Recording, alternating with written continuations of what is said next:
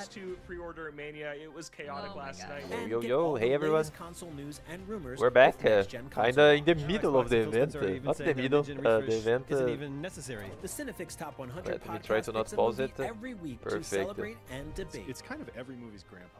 Geek Media. The event the best podcasts has from been around the going world. for IGN Playlist is the best way to some track good your game 50 collection. minutes. Now you can even import your entire Steam library to playlist. I will making make it a easier than video ever to review games, show off your collection of elaborating and finally chip better, away at but that let's see. massive backlog As you keep for needing to now, get we to. lost IGN Playlist. Check it out. Call of Duty, Can't find that final collectible you're and missing. is that the Ghost of Yotei? IGN guides are Looks trusted like. by millions, easy to use, and best of all, Yeah, free. we didn't lost much. IGN has the very best, most Let's complete continue from and here. accurate guides for Shadow of the Erdtree, Baldur's Gate 3, Tears of the Kingdom, and so much more. It's good, right? And let's Every hope that we guide can is tested see and verified for you by experts. Just search for some My IGN Hero when you this search time. for guides. It'd be nice. Experience the sprawling metropolis of Hethro in NTE, Neverness to Everness, a free-to-play open-world RPG full of supernatural phenomena and anomalies. As a member of the Bureau of Anomaly Control, you'll use your Esper abilities to traverse the skylines and streets in search of enemies interrupting day-to-day life. Your roster of Bureau of Anomaly Control agents each have unique abilities to help them explore the city, capitalize on enemy weaknesses, and synergize to unleash devastating attacks. Pre-registration for NTE is open now. Let's take a look at the trailer for NTE. This one looks exciting. Just saying. I don't know. I like gacha. I like hot characters. And I like gacha was a bit of a stretch. All right. It's horrible to say it like that. It's not like I like to spend money on games. I don't know why I said that. Forget it. Forget it. But the characters are great looking. I might play a bit. I didn't saw much though.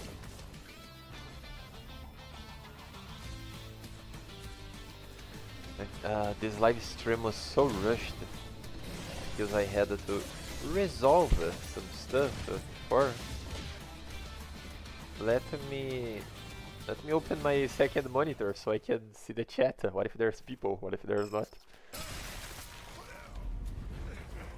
What is it?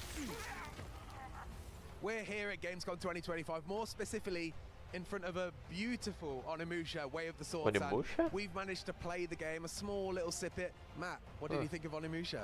I must confess, I've not played any of the PS2 games, but I know roughly what their deal was. Never it does played. feel like they have kind of reinvented it for kind of like the modern day.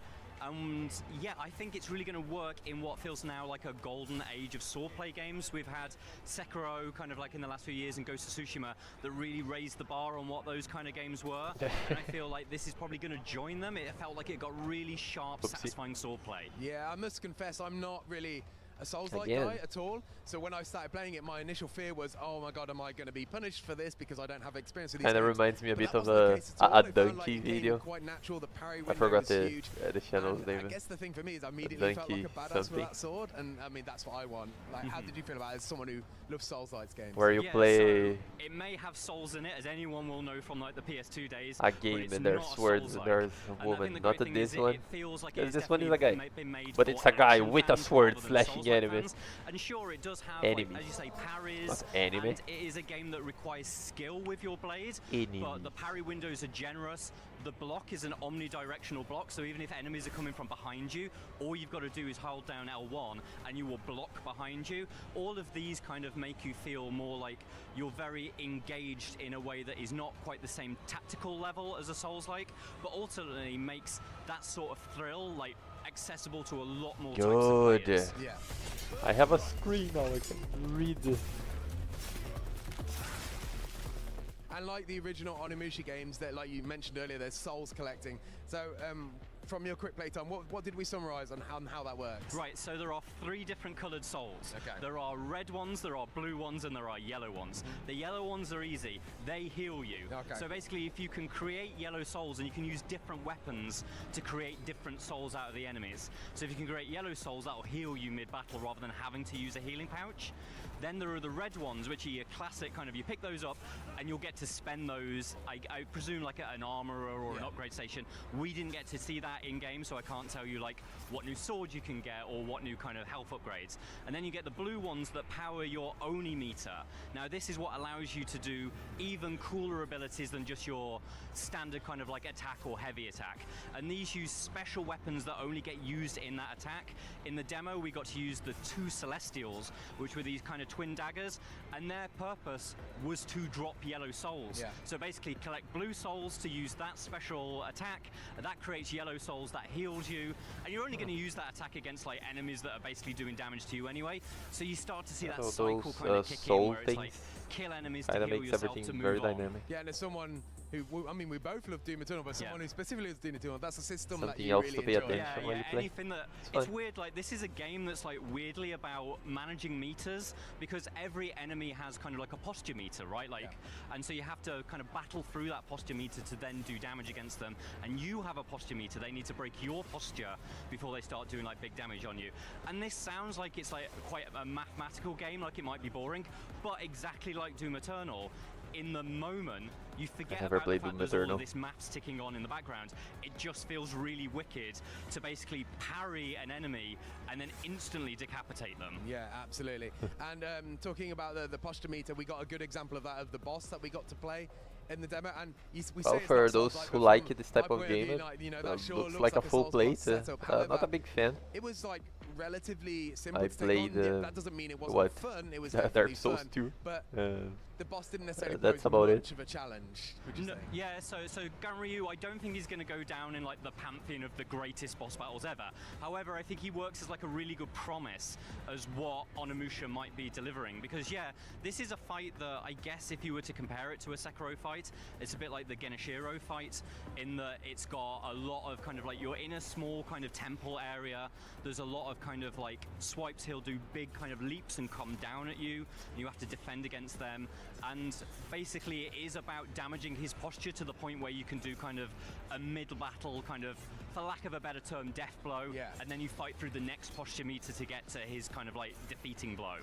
And so yeah, there is a bit of that kind of I played a bit of Ghost of and you Tsushima. certainly, let's say you I still require didn't skill. finish the game. There's a meter in the game which like the more you parry, the more it But, builds. If you can build a successful parry chain, your sword sets on it's fire, probably just all the these setup, blue but it sparks, kind so you of do way more damage. resembles and if you can keep a bit. successfully parrying, you keep that buff going, so it really rewards you for that. And I feel like that boss fight was a really good example of like, keep that parry chain up, you know, ensure you're on top of every move that he does. And so it is about learning those moves that he can do, but you get completely rewarded for it, and then yeah, like you get a really rewarding conclusion to that fight.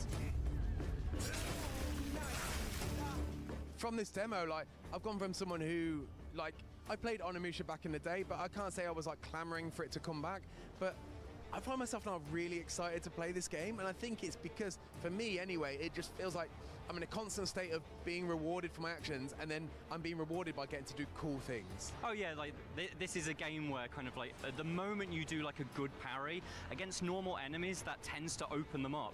Yeah. These really, really slick takedown moves, which is decapitations or cutting arms off, and they will chain together. Alright. So if you can like exhaust 2 enemies simultaneously, you get to do a 1-2 kind of like double stab.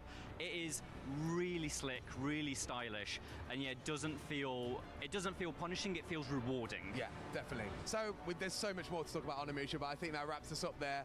Be sure to keep watching Gamescom 2025 coverage for all sorts of Capcom games and probably more Onimusha as well.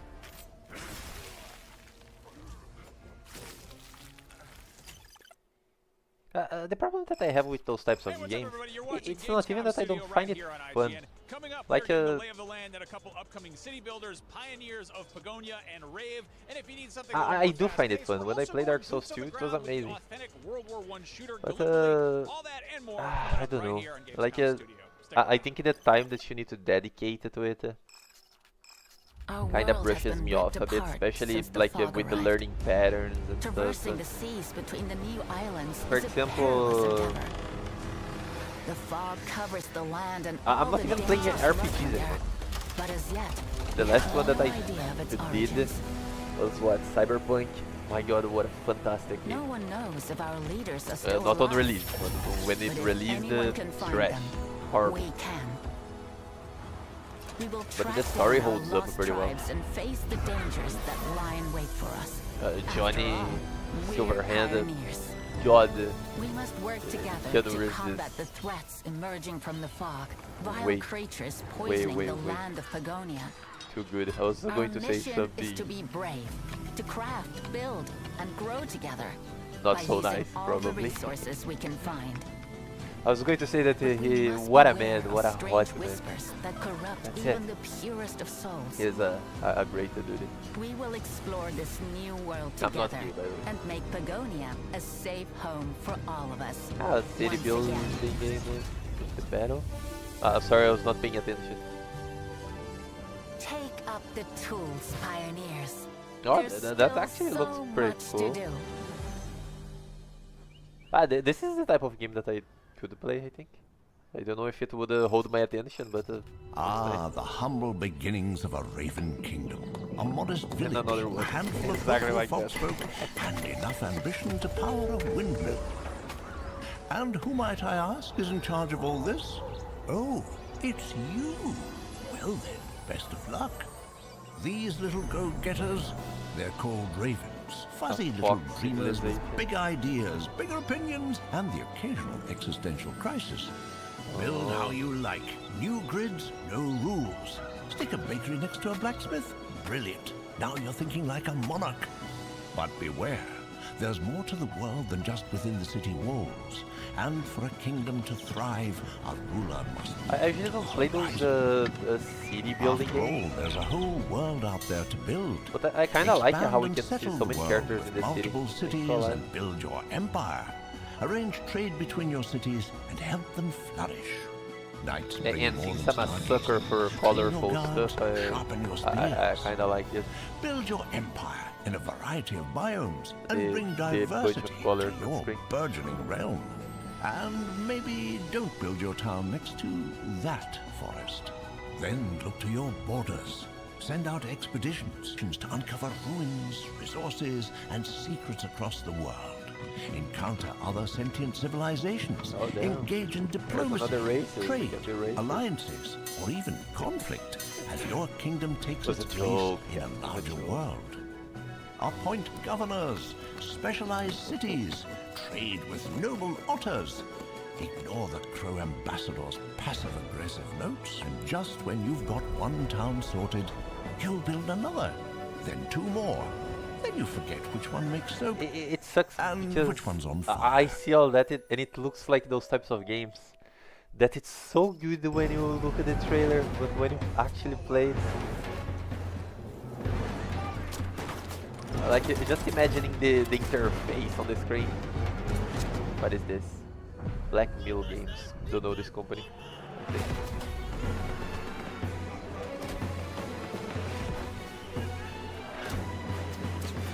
Oh, damn. Okay.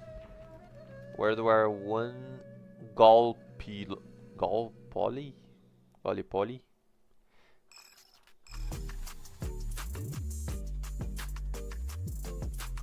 Okay.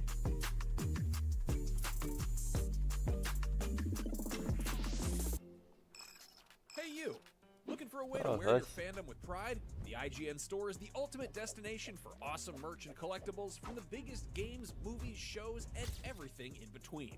Cruise the wasteland in style. with $429 for a Fallout Kick back figure. I and saw relax to that. Some of the best game soundtracks ever pressed God. on limited edition vinyl. Or level up your whole wardrobe with a massive selection of officially licensed apparel.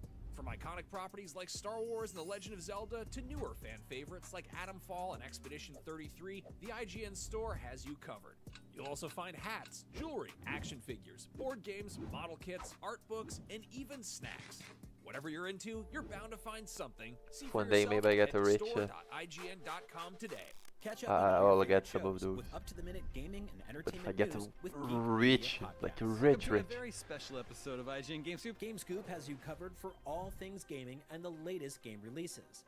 Tune into Podcast Beyond for the biggest PlayStation news. Man, this is a cool looking trailer. Everything Xbox on Podcasts Unlocked. This is Steve Downs, the voice of Master Chief. Catch up with your Super Nintendos on Nintendo Voice Chat. Switched to pre-order Mania. It was chaotic last night. And get all the latest console news and rumors with Next Gen Console Watch. Now Xbox and Phil Spencer are even saying that a mid-gen refresh isn't even necessary. The Cinefix Top 100 podcast picks a movie every week to celebrate and debate. It's kind of every movie's grandpa. Geek Media Podcasts, the best podcasts from around the world.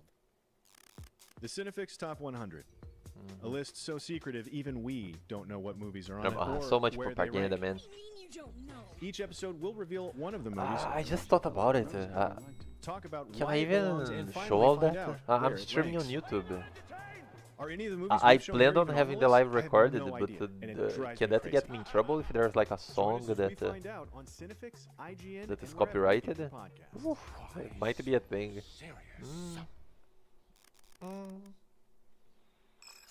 LEGO Voyagers is a new two-player co-op adventure about two friends on a mission to Oh, I saw rescue this an one. This abandoned one was spaceship cute. and embark on a journey You just need beyond to have their friends, wildest but dreams. Experience have life it. as a Lego brick. Tumble, jump, snap together, and build your way through rich brick worlds in this poetic, non-verbal narrative set in beautiful brick-built environments supported by an atmospheric soundtrack. Invite a friend to your adventure for free with the Friends Pass. As long as one of you owns LEGO Voyagers, you can both experience the full co-op experience together. Let's take a look.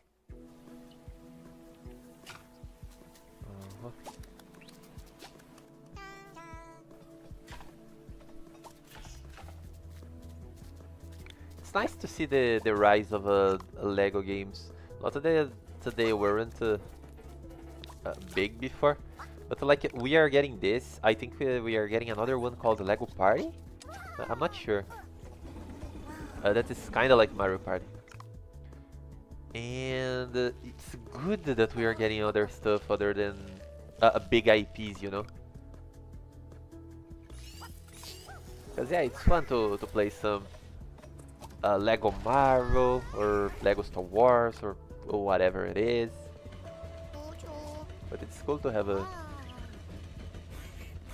experiences that is not just that.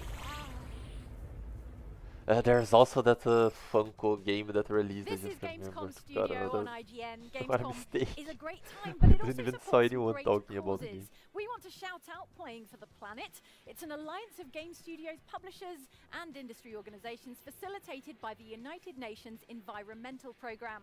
The alliance supports its members, reducing their carbon footprint, and inspires players around the world to do their part for the planet.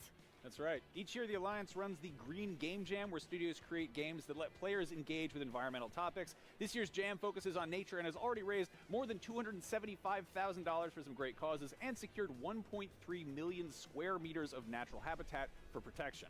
If you're here at Gamescom, you can show your support by taking part in Playing for the Planet's Epics Quest. If you're watching from home, you can help by participating in the All In for Nature campaign. Find out more by heading to playingfortheplanet.org.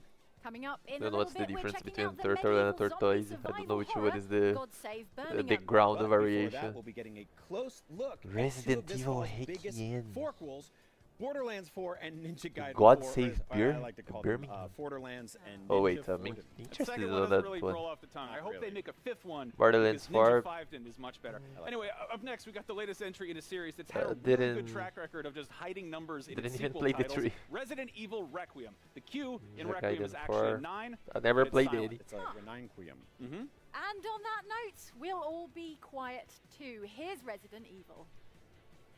Let's watch.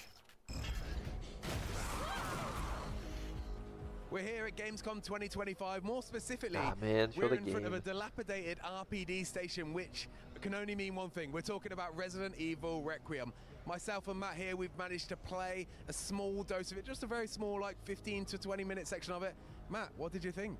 So this demo was entirely about one thing, and that was getting away from a brand new Stalker enemy. We've had the likes of Jack Baker, we've had the likes of Lady Dimitrescu, now we've got, well, I don't even really know what she's called, but she is this horrendous, imagine if Gollum had been injected with Bane serum and turned into a huge, hulking creature that can decapitate with its own teeth.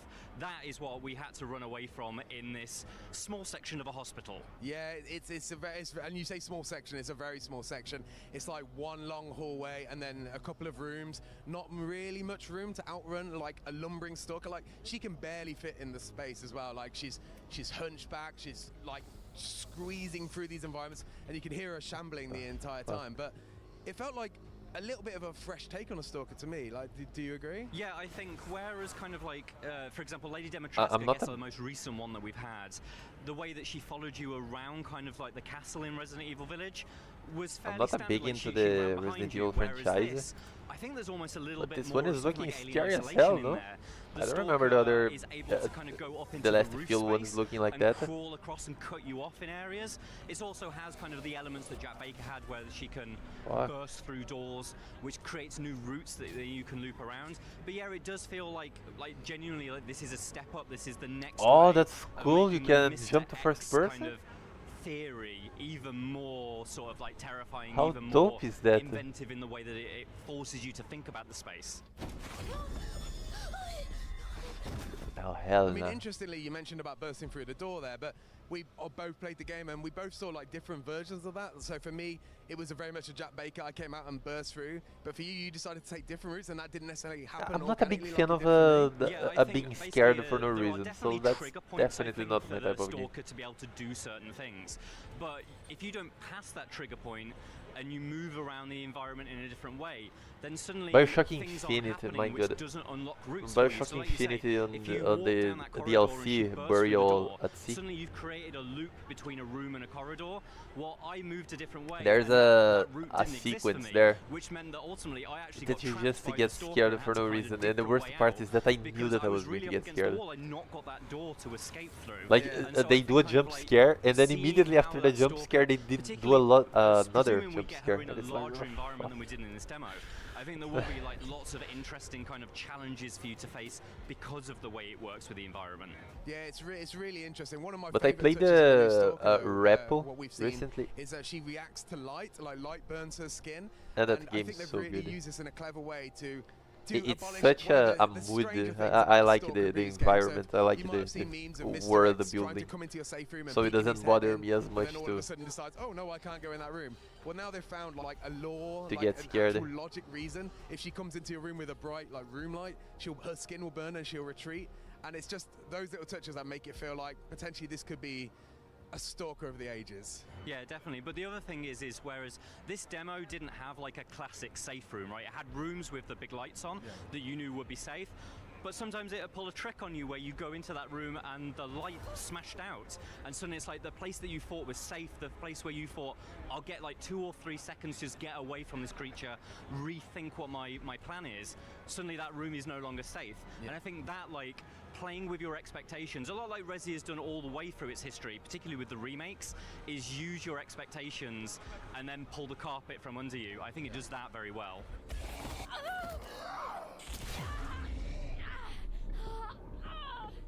Yeah, so interestingly, the rest of the demo, there was a lot of things that felt very familiar. There was a lot of collecting keys for doors. There was all sorts of that stuff. But one thing that was quite unique, well, at least for a release Resident Evil, is that you can play this in either first or third person. You can just go into the menu and switch it anytime you wish.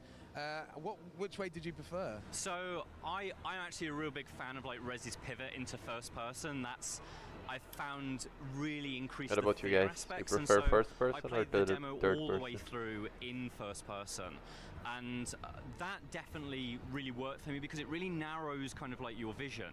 And that creates very bespoke kind of like creative scares. There's a moment where you go into honestly, a room I prefer third-person games. games. Push a cart around I like to see my character. Falling off the cart. First person, I think it makes the horror games like this even scarier, like the you know? shadow of this creature walking past the window.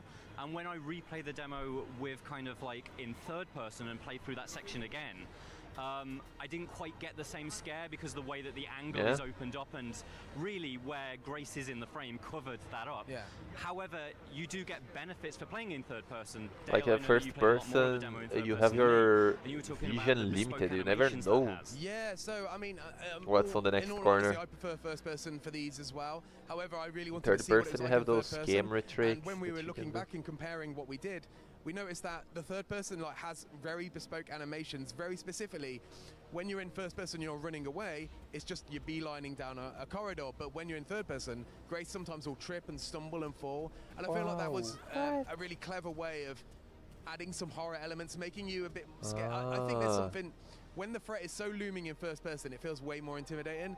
So third person inherently can feel a little less scary. However, I think tripping and falling is an excellent example of how they've really thought about how do we make it scary in third person as well. And so it's a little touch I really appreciate. That's the other thing that was really cool that's is the fact that amazing. it's not just like the only other game that I can think like it was when they where you added have it this into Resident Evil transition Village, it kind of felt like it was there as a concession.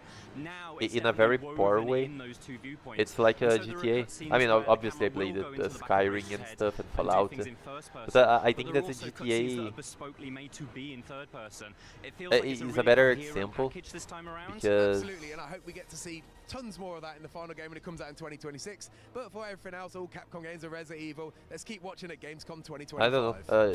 GTA first person is very trashy.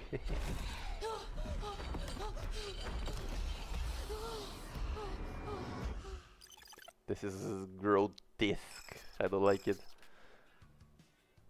You're watching Gamescom Studio on IGN.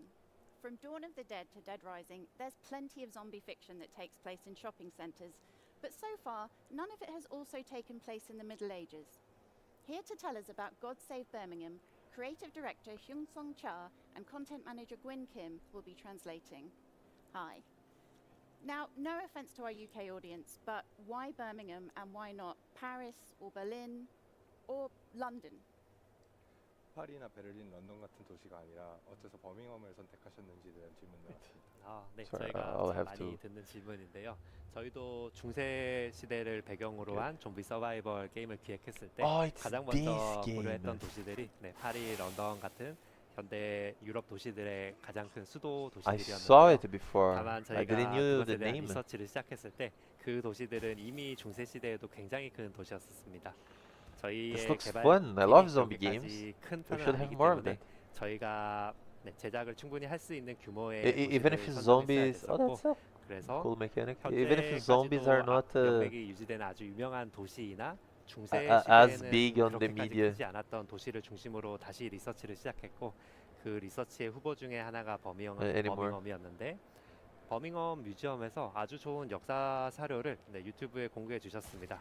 그 사료를 확인해보고 이 자료가 우리 게임을 만드는데 굉장히 많이 도움이 되겠다 해서 그 결정적인 역할을 해서 버밍엄을 선택하게 되었습니다.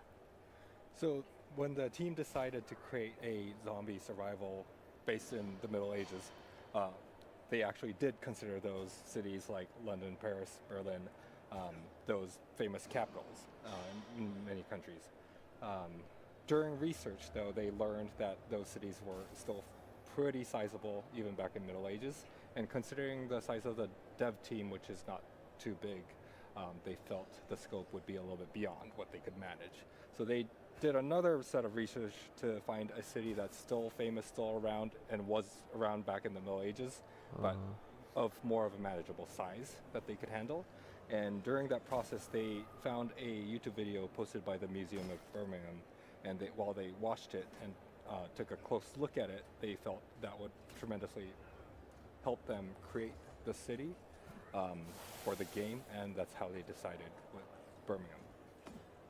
And so it sounds like you started with the Middle Ages before the city. So what is it about I that think time anyone did period that before. that made you want to create the game? 네, 그래서 기획 단계에서부터 중세를 고려하셨던 것으로 A cool 보이는데 way of 선택하게 된 이유가 있다면 설명 부탁드리겠습니다. 네.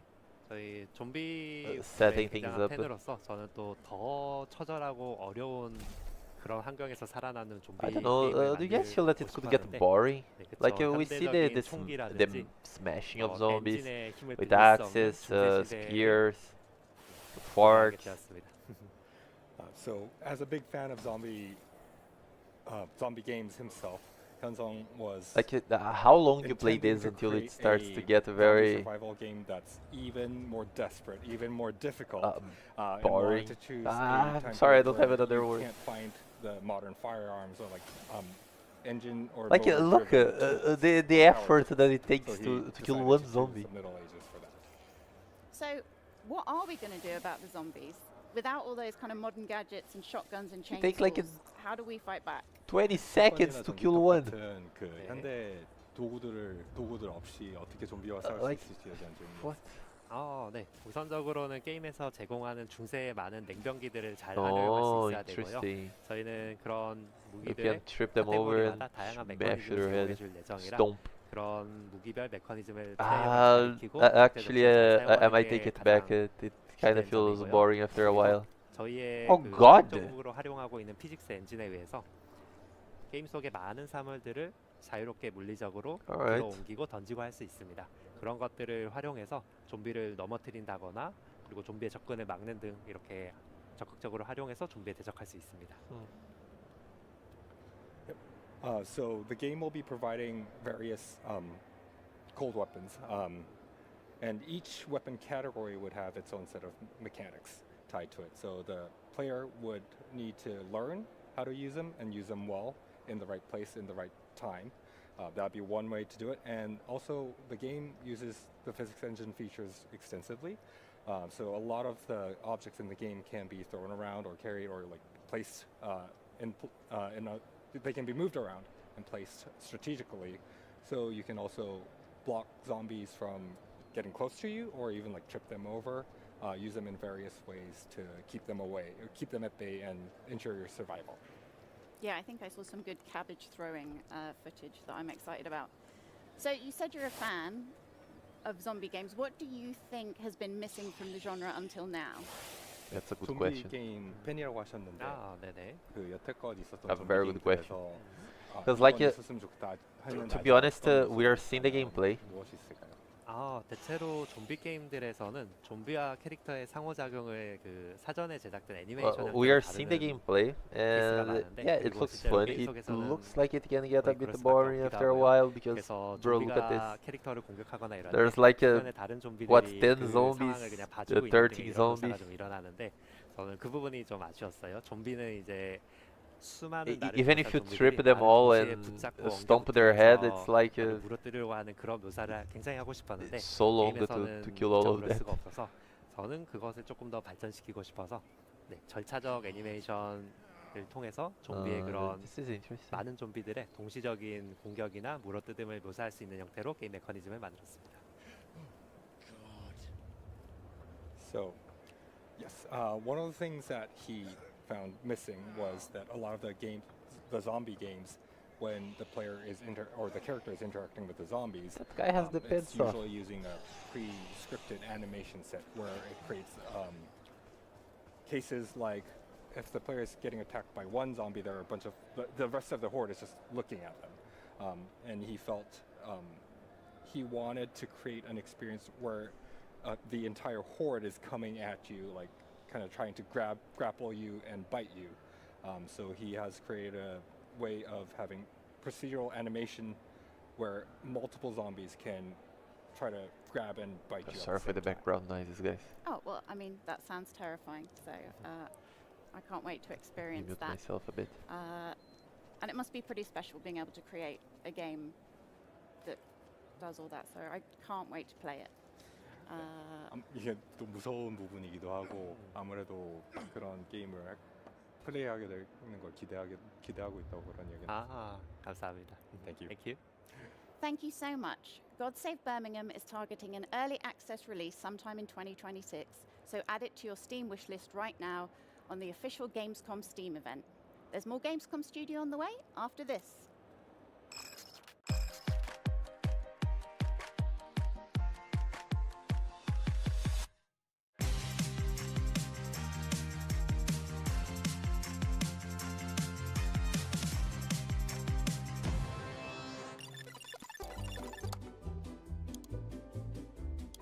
IGN Plus is where your adventure begins. What are you selling? Plus is the place to get unlimited access to all the tools you need to beat your games. Here's what you need to know for bringing down Gloomspawn. Plus, I'm sorry. Discounts They should have showed more. Maybe this would tease open your money. More of the world building, Plus, like ad-free browsing on IGN.com. what we can make besides fighting.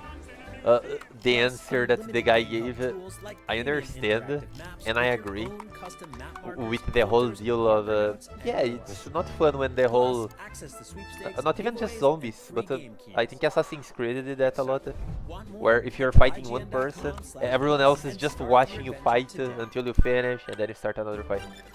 Yeah, I get it. Looking for a way to wear your fandom But with pride? The IGN store is the I don't ultimate think that destination for this awesome merch and collectibles, should the be biggest the games, priority. movies, shows, and everything in between. Cruise the wasteland in style Like, with a Vault Dweller hoodie and replica Pip-Boy. Kick back and relax to some of the best I don't game know. soundtracks ever pressed It's a personal on limited opinion. edition vinyl. Or level up your whole wardrobe with a massive selection of officially licensed apparel. From iconic properties like Star Maybe Wars, there's The just Legend of too Zelda, many to survival newer fan favorites survival like games Adamfall out there, and Expedition where you just 33, the IGN store has you covered. Whatever build you're into, walls you're and bound to roofs. find something. See for yourself and head to store.ign.com today. I was expecting more, for sure. Especially because I like the thematic.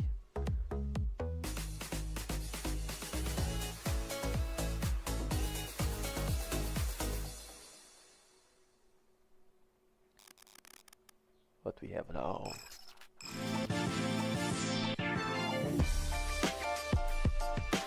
More self-promotion.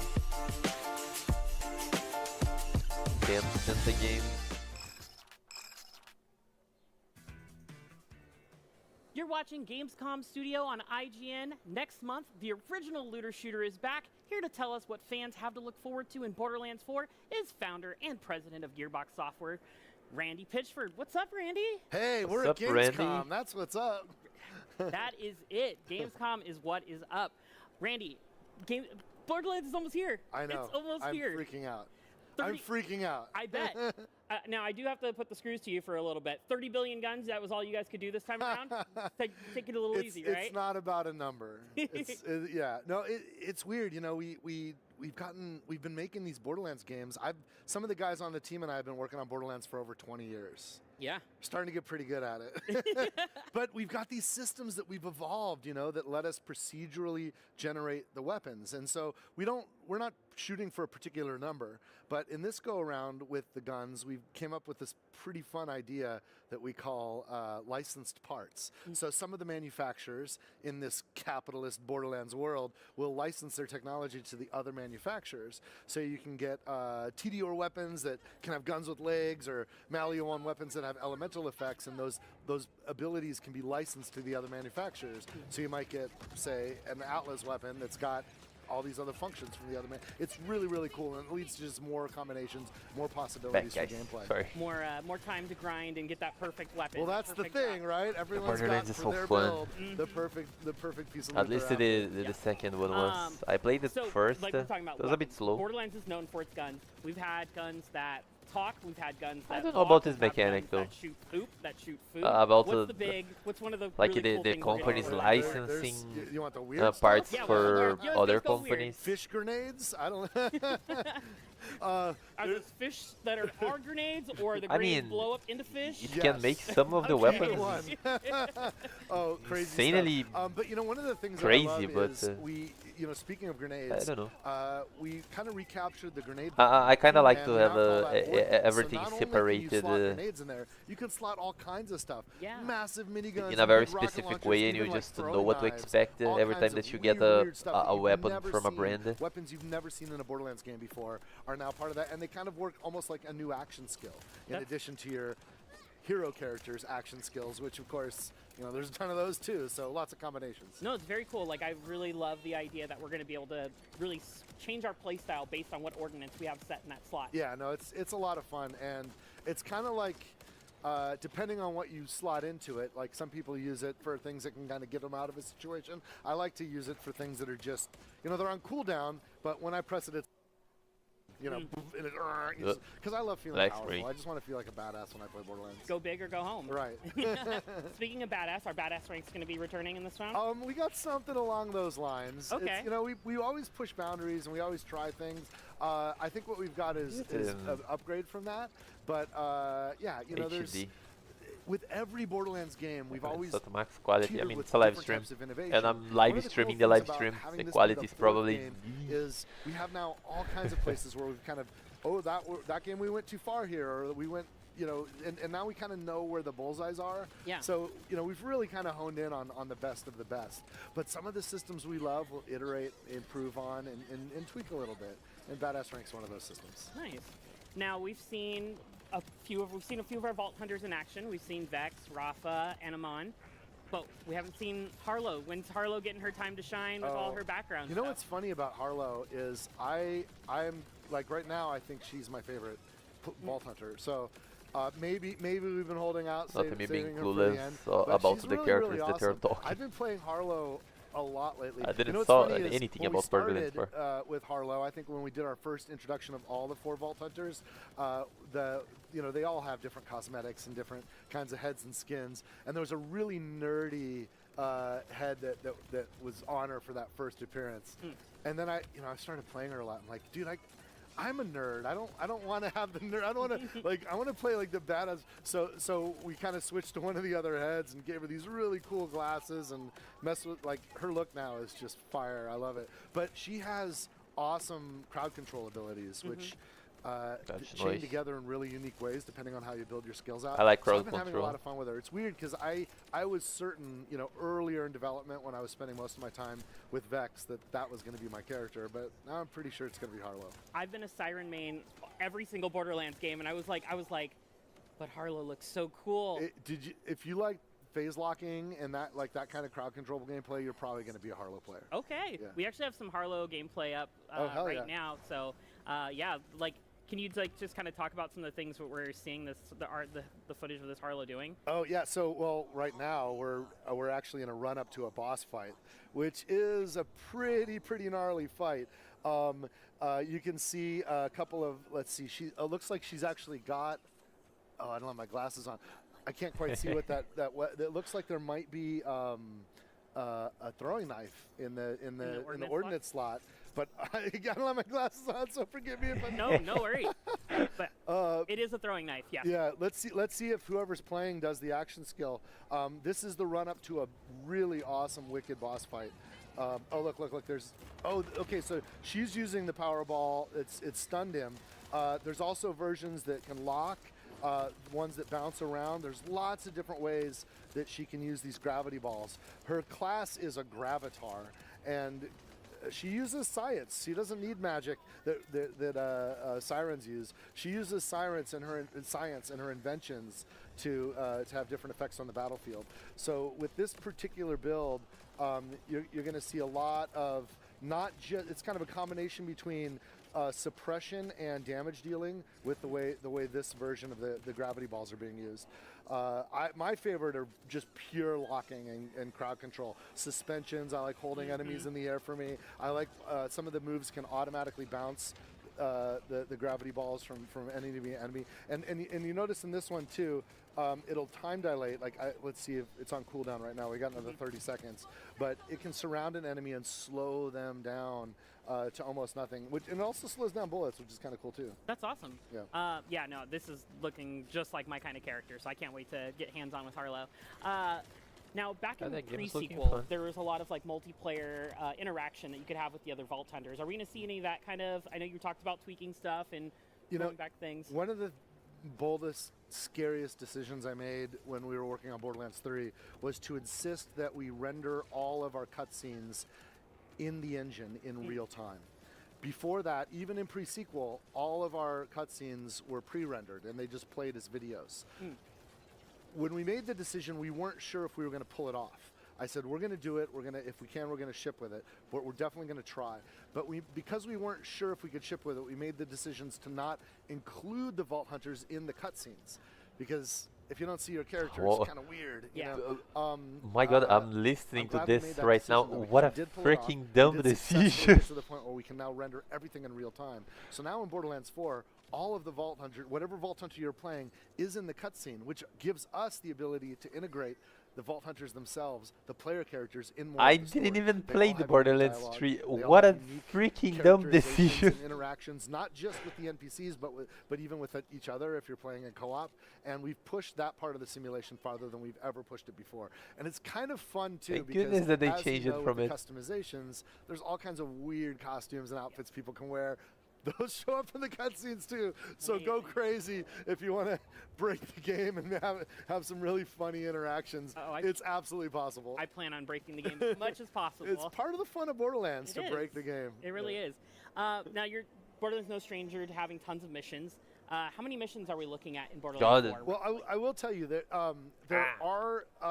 there's a How very, very long? healthy main campaign. I'm not going to tell you the exact number of missions. I already but saw all the of the things that are like gameplay. critical path that are necessary for the main I know that they're storyline. explaining It's stuff, about the but length of what you would I want to expect go if to you the played next. that last Borderlands Bro, games. But how with the much side you quests, guys the side missions, we rented have from the not just event? double 1 down, but hour? triple down. There's like multitude more. I already- than we we've ever already done before. saw, So many- man. and you could do them or not. They're all totally optional. Some of them are just quick little, almost instantaneous little fun side things. Others are full drawn out adventures, the length of some of our DLCs, all for just a side quest outside of the main story. Bro, So we've there's a been lot playing to video do. games And for that's how because it's long? the We know what biggest a side quest game we've is. ever made. We made this seamless world. Oh you my know, God. finally technology has caught up to our ambitions. That's you good. could tell when you play even early Borderlands games that we've always wanted I'm to already open over the world, game, I'm sorry. but we haven't been able to do it. We've always had to, narrow things out and make a little junction point with a cutscene or with a loading time, mostly with loading times, which sucks because you're waiting to play the game. You're waiting for the technology to catch up. In Borderlands 4, the hardware and the software we've developed and our use of Unreal Engine has caught up to our ambition. So now it's a wide, seamless world. And with that, we populate it. So in addition to main storylines and side quests, there's all kinds of other activities that are dynamic and just sort of happen, and little things to do that you could discover and immerse yourself in as you explore the Borderlands. Yeah, I mean, that's like cool, the but vision is always man, it's how always seemed long like it's you wanted gonna to go take? push further and further. You guys It's are like doing the Thanks. GTA. Yeah, we try. We are, and strange sometimes we push too encounters. far, That's but nothing I think new. That's part of, we're artists, and it's part It's part of what legit goes to with it. nothing new. Art, it evokes emotion. I mean, and it is such. for And Borderlands, You can but feel. You could feel the Oh, Gearbox. God. You could feel us in our games. Yep. We're all in there, Yeah. and for better or for worse. But we definitely commit ourselves to it. And I think I'm hoping. I know for me, as someone who loves entertainment, in a world where everything's getting more and more digital and things can be AI generated, that I actually appreciate more when I could feel. I'm complaining, the but I human understand. Like craftsmanship, a day the event. handmade work, and There's a bunch of I don't people know, playing it right feels now, really so good. And when I have so many people on the team, it's what we like wanted. For me, one of the It's the reasons why I love to gameplays. play It's solo just a lot, that- co-op's fun, but I want. I honestly there's would beauty prefer to just see under a gameplays rock of with an artist that's or painting other the little small doodles. stuff Just getting that chance to kind of in explore it between the yourself. biggies. Now, speaking of like evoking emotion and such like that, the $80 comment around games. Okay. I got to ask you about it. No, that's important at Do you least. worry that approach is going to be detrimental to the potential success of Borderlands? What approach? There's the $80, like the conversation around the $80 game gamers will Well, find I a think way. that whole thing is a byproduct of something I'm kind of just. I think is important, which is, I am on Twitter and I'm accessible. And anyone could, I'm at Duval Magic on Twitter, and anyone in the world could message me, and I reply, and I use the platform for what it's worth. Now, it was really interesting, right? Because, there's a conversation that happens, which, let's be honest, the sum of all social media talk and the sum of every article written about that doesn't matter. Literally, it doesn't. At the end of the day, as all of us do, when we approach entertainment, we think about what it is that we want and what it is they're asking of us. And if we want something and it feels like a fair price or whatever the barrier is, then we explore it and we engage in it. And if it doesn't feel fair, we step away. Yeah. And both Gearbox and Take-Two and 2K have always had the attitude of, we want to make sure in every case that whenever we're making entertainment with people and whatever it costs, that whoever's getting it feels like they got the better end of the deal. That the value that they're getting for whatever they're spending is better. And I think we've always lived up to that. I agree. Now, I think you really have really done that with like your DLCs and extra expansions in previous Borderlands. Like I've always felt like I've gotten the value in the hours I've put into those. Thank you. So. And we, I do know something and about before the game. games were not $80 and we still got all that. I don't understand the point of this conversation. When we designed the model and when we built everything, like what's the point of this conversation? It all makes sense. It's going to be fine. It's going to be fine. And all that just to say that the game is $80 and it will have the same content that every other game had before that. Yeah. And okay, then. Conversation. So dumb. For any given product, the conversation doesn't matter. I'm really. Okay, we I'm can thrilled go over that. That my partners, that Take-Two and 2K decided to sell Borderlands for the same price that we sold Borderlands 3 for, not raise the price with some other games, because I want everybody to play it. I want as many I don't know people what as was the possible to play price it. of And, Borderlands there 3, might be a but little bit of friction okay, there for it some didn't people as increase then. prices go I up. hope it But was I not also $80. know that from a value perspective, they probably could have charged 5 times as much, and it would have felt worth it. And some people might have been willing to pay that. I don't know if I would have, but it's the maker of it. I want it to be as cheap as possible. Hey, I'm right Feeling there. a bit better. I'm there with you. Yeah. I still don't Brandon, know how thank much you it's so priced. much. Borderlands 4 hits PlayStation 5, Xbox Series, and PC on September 12th, and it's coming to Nintendo Switch 2 on October 3rd. But right now, there's more Gamescom Switch Studio 2 right here on IGN. So what power that thing Welcome has? to the I saw biggest Cyberpunk gaming and playground it is in the world. Things like crazy. Where 500,000 people come together to play, connect, and celebrate across Cologne. 1,500 exhibitors. The biggest names in the gaming industry, bringing countless games for you to explore and dominate. And we're just getting started. Ready to jump into some gameplay? Then get set for Gamescom Opening Night Live, featuring the major announcements and brand new game trailers. Less watching, more playing? Then stop by Gamescom's unique indie area, where you're in control of the most creative and unique projects from beloved indie studios. And if that's not enough, don't miss Gamescom Awesome Indies, our show featuring the hottest new titles from the scene. Or become the hero yourself and step into the Gamescom cosplay contest, bringing cosplayers and fans together from around the globe for an unforgettable community experience. Join live shows, esports tournaments, and creator events at the Gamescom Event Arena. Can't make it to Gamescom in person? Visit our website gamescom.global and experience all program highlights via our content hub, Gamescom Now. While you're there, make your voice count in the Gamescom Award. Vote for the most exciting games, groundbreaking products, and jaw-dropping innovations presented here at Gamescom. Do you remember our incredible friends and gaming experts from IGN? Of course, they're back, hosting full days of Gamescom studio live streams on Twitch and YouTube. Oh, hey, AP, crashing the party. You'll find our all-time favorite RPG Gamescom epics on our website. Join the community and grab your loot. Now moving on to something that is very important to us. Our initiative, Gamescom Cares. We want to shine a light on social and environmental responsibility. In order to reduce emissions, Gamescom runs on 100% renewable energy. Just as important, accessibility is key for us. Gamescom should be a safe, inclusive space for everyone. Speaking of inclusive spaces, the Gamescom City Festival is taking over the city with live music, awesome shows, and all kinds of fun. Did we mention? Entry to the City Festival is free for everyone. Welcome to the playground. Welcome to Gamescom. All right. The average Cinefix movie list features nearly 100 different films and approximately 25 minutes worth of wall-to-wall deep dive analysis. To simulate that pace for this 30-second ad, we're featuring how I love 26 watching different movies on my films, and before you game say it, no, that math does not check out. Just We're not the other math way. people, we're movie people. We can't even count down from 10 without ending up at, like, 96. Subscribe to IGN Movies and TV for more Cinefix movie lists. No, thank you. Bad at math, great at movies. Can't find that final collectible you're missing?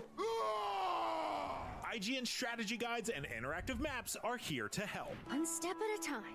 IGN guides are trusted by millions, easy to use, and best of all, free. IGN has the very best, most complete and accurate guides for Shadow of the Erdtree, Baldur's Gate 3, Tears of the Kingdom, and so much more. See? It's good, right? Every guide is tested and verified for you by experts. Just search for IGN when you search for guides.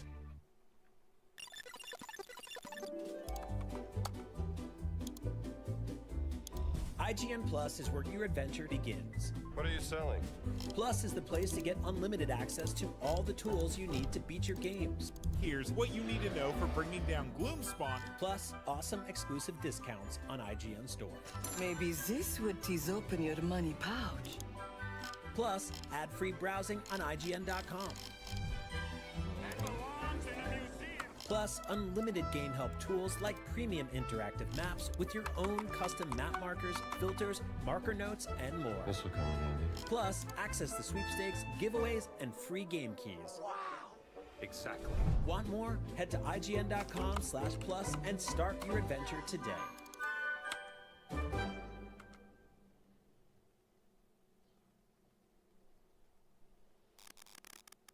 Okay, can we go back to gaming? In Echoes of the End, you'll play as Rin, a vestige born with volatile magical power. When her brother is abducted by a brutal empire on the brink of war, Rin's journey to rescue him reveals a buried conspiracy that could reignite an ancient conflict and destroy her homeland. Master fast-paced tactical combat that fuses swordplay with devastating magical powers. Take on human and monstrous foes and face epic boss battles that demand strategy and skill. Control time and gravity as you explore a fragmented realm shaped by Iceland's raw beauty, from molten lava fields to frozen ruins. You'll also work closely with Abram, a haunted scholar, to fight, explore, and solve puzzles. Your connection grows throughout the game, shaping gameplay and story alike. Let's take a look. Okay.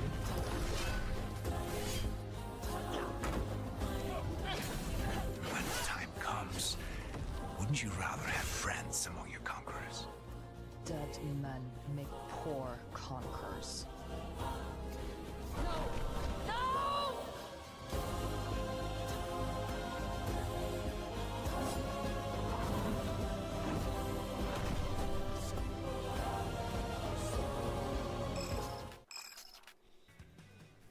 This is Gamescom Studio on IGN. If you're a fan of games about stealthy, sword-wielding assassins, 2025 has already been jam-packed, but one of the deadliest around is still waiting to strike. Here to tell us about Ninja Gaiden 4, producer, director Yuji Nakao, and global project manager Joe Muntel, who'll be translating. Welcome. Thank you. Thank you. So, Ninja Gaiden 4, this time around, we're following a new character named Yakumo. What can you tell us about Yakumo? 本作は新しい主人公ヤクモについて教えていただけますか？そうですね。はい。今回の新しい主人公であるヤクモはSo the studio from Bayonetta. ハヤブサの一族とは対極に位置する裏の一族として満を持して登場します。で、What I saw from Ninja Gaiden, it looks pretty fun. 黒竜の祖先になっているので。その宿命を断ち切るために、戦っていくことになるんですけど、その目的が竜と対立することによって、竜との激闘が繰り広げられたりとか、その道行く、敵、今回のメインの敵である竜神島だったりとかと戦うことになってしまうというそんな感じの物語になっています。So the new protagonist Yakumo is a member of the Raven clan, which is a separate clan from Ryu Hayabusa's Hayabusa clan. And the Raven clan operates in the shadows of the Hayabusa clan. And Yakumo is on a mission to kill the Dark Dragon, which is the nemesis of Ninja Gaiden 4. And on the way to completing his mission, he will have to clash with Ryu Hayabusa, who has different motivations and objectives. And along the way, he'll also face off against the Divine Dragon Order, which you see him fighting many soldiers of the Divine Dragon Order in the footage that has been revealed up until this point. I want to ask about Ryu in just a moment, but I think we're looking at the story trailer that you've just debuted here at Gamescom. So tell us about what you wanted to do when you were telling this new story for Ninja Gaiden 4.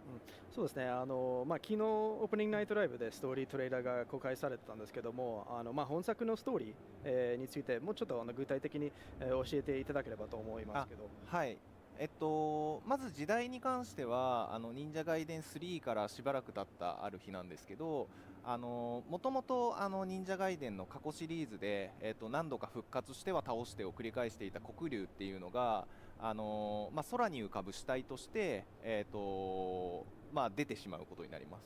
でその封印を解いて、黒竜を倒すためにヤクモは、セオリっていうヒロインと共に進んでいくんですけれども、一方でその封印を竜ハヤブサだったり竜神島っていうのが守らないといけないというところから、目的が違うことによって戦ってしまうことになるということで、その黒竜にまつわる黒竜が渦巻く物語になっていくので、その黒竜が実際どうなっていくのかとか、竜ハヤブサとヤクモはどうなってしまうのか、どういう戦いになっていくのかっていうところが見どころかなと思います。So Ninja Gaiden 4's story is, it's set against the backdrop of this Dark Dragon nemesis. So the Dark Dragon has appeared in prior Ninja Gaiden titles, and in Ninja Gaiden 4, the Dark Dragon has been defeated a number of times, but in Ninja Gaiden 4, its husk is floating in the sky, and it is not completely annihilated yet. So it's actually been sealed away. It looks so and fast. in order to completely cleanse the world of the Dark Dragon, it looks so Yakumo, fast. It looks so sets cool. out to release the seals that are sealing away the Dark Dragon. And to that end, he teams up with another character who's been revealed, the heroine Seori. And that is what leads to the clash with Ryu Hayabusa and the Divine Dragon Order, which their objective is to keep the Dark Dragon sealed away because they're aware of the risks that will present themselves if they decide to release the seals that are sealing away this nemesis, the Dark Dragon. Alright, this one So looks how did you decide to very go with much the new like my type of protagonist and game. make Ryu more of a supporting character this time around? 今回は、新しい主人公ということになるので、役もメインっていう認識ですけども、それについてリュウハイブサじゃなくて役もメインにしようと思ったきっかけについて教えていただけますか？はい。今回チーム忍者さんとコラボレーションで、忍者ガイデン4を作っていくのにあたって、忍者ガイデン3からやっぱり時間がすごい経っているっていうところもあったりしたので、これからその新しく忍者ガイデンを遊んでいただく方にもすっと受け入れてもらいたいなっていうところと、あとこれから新しい忍者ガイデンを作っていくっていうのにあたって、プレイヤーの目線で一緒に成長していけるキャラクターを作りたいっていうところからヤクモを入れることにしました。でただですね、もちろん忍者ガイデンのアイコンとなっているキャラクターとしてリュウハイブサっていうのはしっかり立っておりますので、ストーリーに関してもヤクモでプレイするパートもあればリュウでプレイするパートもあったりとかっていうところでしっかり物語を絡めていくので、往年のファンの方に関してもご安心いただいてプレイしていただければなと思います。So, since it's been Like in such the a Sen long era, time for since the example, last it's something mainline like we entry didn't in, solve Ninja before Gaiden, on we other wanted games. to, make a fresh entry point for new players as well, and that's why we decided to introduce a new But it's protagonist in the form of chaotic, it Yakumo, works.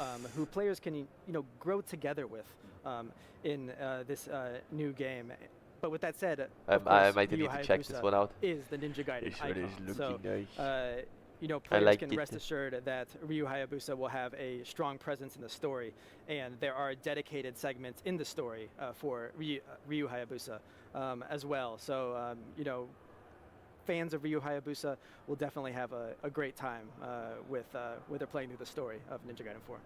Well, fans of Ryu Hayabusa, like IGN users Full Metal 6661 and Darkwing Spartan, would love to know, is Ryu's only weapon the Dragon Sword?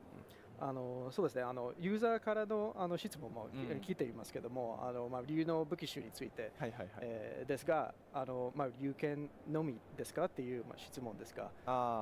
そうですね、今回、竜ハヤブサに関しては竜剣を使って戦うことになります。で加えてですね、これまで過去作にあった忍法ですねを使い分けながら戦っていくことになります。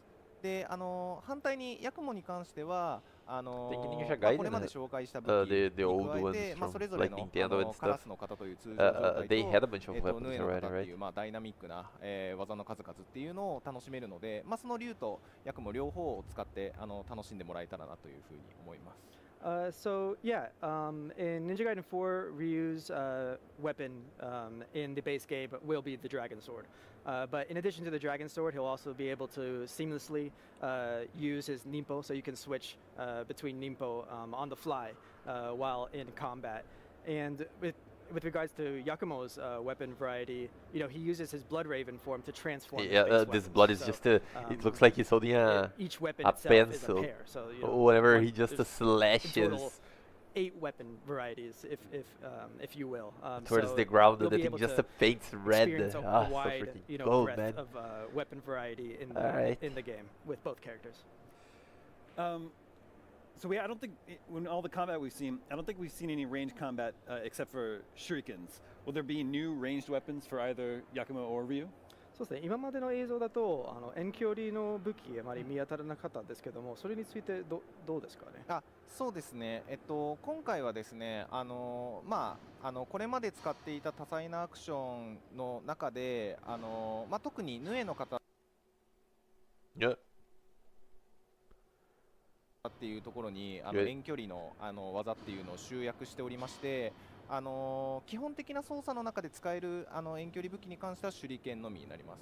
でただ昨日オープニングナイトライブで公開させてもらった映像の中で使っている新武器に関しては遠距離と近距離を両方使い分けて戦うっていう、非常にトリッキーな武器になっているのでこちらの武器は他の武器とまた違う経路になっているので、そういったところでその遠距離の遊びみたいのは十分に楽しめる形になっているかなと思います。So in terms of long-range weapons, like you alluded to in your question, this is way too fast. The main it's crazy to think that long-range weapon will be the shurikens. But using Yakumo's Blood Raven the gameplay is not form, speed up. For example, each weapon has its own projectile techniques that you can use to attack enemies way too freaking fast. Who are away from you. So each Blood Raven form has a long-range technique that you can use. But also, I invite players to look at the trailer that was revealed yesterday, where we revealed the Assassin's Tools weapon. So that weapon is kind of a jack of all trades, and you could really, you know, be tricky because it has a lot of long-range options as well as close-range options. Can you talk about how weapon upgrades work?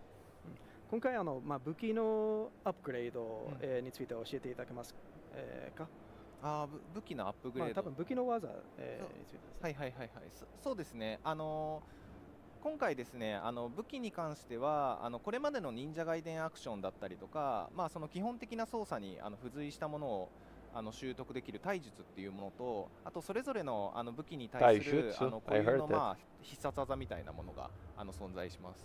で、そのまず前者の体術に関してはステージの途中でアシストキャラクターに、お金を払って教えてもらいながらアクションを順次学んでいくっていうものになっていて、武器の方の特殊な技に関しては、戦闘で貯める武器の経験値を使って解放していくことになります。でそれぞれ体術の方は、忍者外伝ならではのアクションっていうのを取り揃えてて、武器の方に関しては、ある種プラチナゲームズならではのダイナミックなアクションの数々っていうのを楽しめるように住み分けているような形になっています。Yeah, so the way, you know, progression works in Ninja Gaiden 4, there are combat skills and then there's weapon skills. So combat skills you'll be able to acquire from this character called Tyron, who you'll meet in each level. And you can use Ninja Coin, which is the in-game currency that you obtain just through general progression defeating enemies. And within those combat skills, you'll find those legacy, you know, Ninja Gaiden techniques. It's where you can find your Izuna drop and your flying swallow that you'll, of course, be able to acquire at a very early point in the game because it doesn't cost much currency. No, and then separate from that, really there very are Bayonetta coded, the weapon abilities that you can, you know, open up the menu, select your weapon, and you'll see this huge, you know, variety. That's fun. I love Bayonetta. Techniques God, that you Bayonetta can is acquire so using freaking fun. a separate currency. It's weapon experience, and that's where you'll find those, you know, very dynamic platinum games. I will definitely like this game. Stylish abilities. One more quick question before we let you go. A lot of fans are excited to play Ninja Gaiden 4. Are there any plans to release a demo as we get closer to launch? 最後になりますけども、発売に近づいてて一般向けのデモ私有を出す予定があったりしますでしょうかっていう。そうですね。今回ゲームズコムで初めて一般の私有になっていて雑魚敵との戦闘っていう忍者ガイデンらしいプリミティブな体験から今回から新しくさらに進化したボス戦まで楽しめるような形になってます。でこの後もですねちょっとまだ計画中ではあるんですけどいろいろな方に体験していただきたいのでそういった機会は積極的に考えていきたいなっていうふうに思っていますのでぜひそちらもお楽しみにお待ちください。であと私有をしていただくと今ゲームズコムで私有していただくとこちらのピンバッジももらえますのでぜひ皆さんはいこっちかな Oh, for a second I thought it was a pin code that we could reclaim right Yeah, now. so right now, the general public who are visiting Gamescom, they'll be able to experience Ninja Gaiden 4, and the build we've prepared for the general public captures that kind of challenging, intense Ninja Gaiden experience. They'll be able to enjoy a boss fight as well. So we invite players to challenge themselves. With regards to future plans, we're still considering things, but we want to explore opportunities to allow more players to experience Ninja Gaiden ahead of launch. And if you do play the demo today, you'll be able to receive these pins of both Yakumo and Ryu. So if you're at Gamescom, please check out the demo and have fun. Very cool. I'm excited to play. Thank you both so much. I'm Ninja excited Gaiden 4 to play. Slices and Dices this way on the Xbox Series, PlayStation 5, and PC on October 21st. And right now, there's more Gamescom Studio here on IGN. How different, This huh? is Gamescom Studio on IGN. Up next, we're delving into an immersive 3D dungeon crawler developed by some veterans of the Gothic and Risen games, which may or may not involve Compared some to the demon Borderlands slaying. presentation, this one was so much cooler.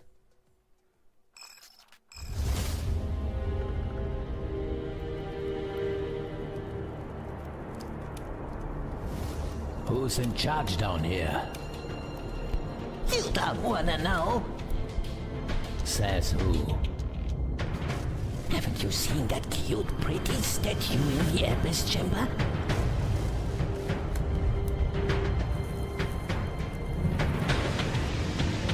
We better not talk about it too loud. They won't have ears, if you know what I mean.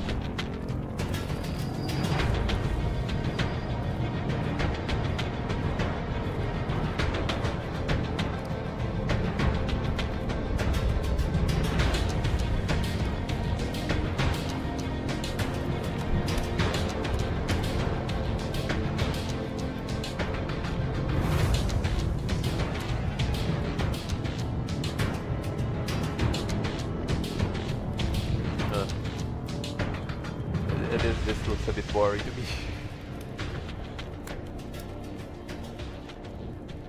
I think I've seen enough down here.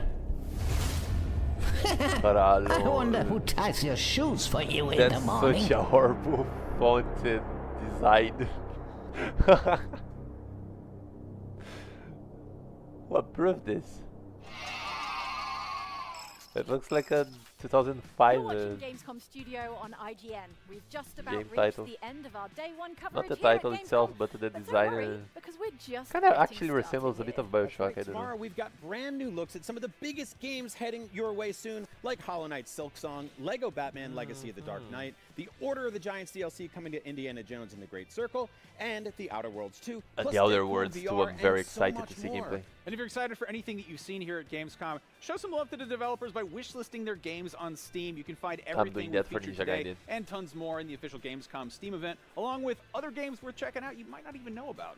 But for now, that's a wrap on day one of Gamescom Studio on IGN. So, Day one from is all of over. us here at IGN, thanks for watching, and we'll see you. Thank you back for here watching. tomorrow. If you, for whatever reason, you followed my live instead of the actual thing. It was fun.